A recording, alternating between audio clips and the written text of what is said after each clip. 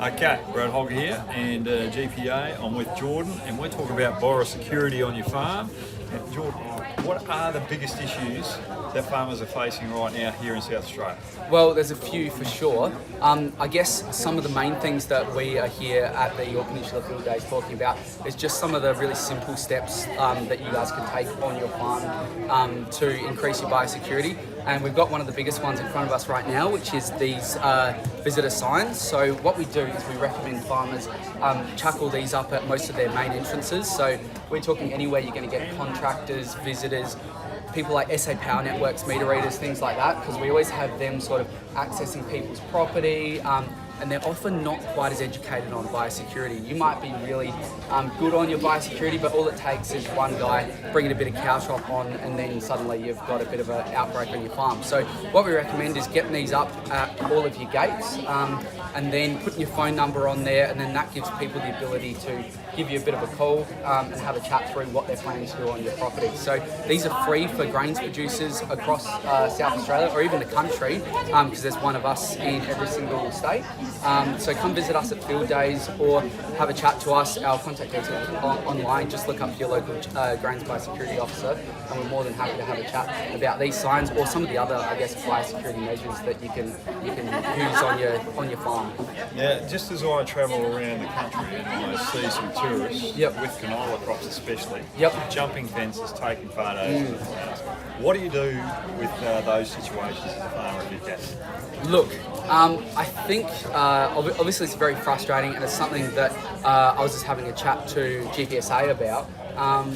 It is very frustrating when people are in your fields and all that sort of stuff, but it's just having a chat to people, educating them on like how it's very easy to see something like that as like a tourist destination, like pretty fields and things like that, but realistically it is a production zone, and we don't want people jumping into a canola crop, driving down the road, jumping into your neighbour's canola crop, bringing pests and diseases from I guess crop to crop. And I know I keep harping on about it, but these signs are good. Get a few of them down the highway, sort of along your crop where it's really visible, and it makes people just sort of stop and think twice about what they're doing. And we've had a few people already report that it has actually reduced the amount of people going into their crops. So it's such a simple thing that you can sort of roll out on your farm, but really, really effective tool just to make people aware of what they could be, I guess, bringing into your crop and the damage that they could be causing. Right, we're coming to the end of the season now. Hopefully a month away if the weather is good. Here in South Australia, what are the things to look out for before we hit the harvest so they can get on top of it or prepare for anything that might be coming? Sure. What we want to do is we want to be preparing all of our, I guess, storage facilities and making sure that we're not carrying anything over season to season. So when you've got a bit of space in your silos before you fill them up, make sure you're getting in there, cleaning them out, making sure there's nothing left in the bottom that's going to be carrying over any of those nasty pests from the previous season that you might have had in there that you've worked hard to mostly get rid of. You don't want them damaging your harvest from this year. So take that opportunity before you put all of your grain in those silos. Get in there, rinse them out. Make sure that you're checking that your seals are still good on your silos. Get them tested if you need to as well.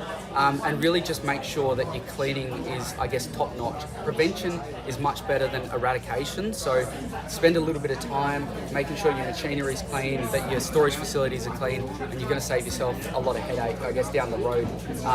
So you don't provide that sort of habitat for these pests that we don't want to establish themselves. Yep, perfect. Now, is there anything else that we've got to tell the farmer out there before you go? Well, I guess the only thing I'm going to say is I'm going to advertise the Grains Farm Biosecurity Program and say that we have a Grains Farm Biosecurity Officer in just about every mainland state. So Google us, Grains Farm Biosecurity Program. We're here, we're funded by farmers to help you guys. So please feel free to get in touch. Give us a Google. All our contact details are online. We're here to provide advice on, we'll help you plan a biosecurity program for your own farm. We'll help you identify pests and diseases like in your stored grain.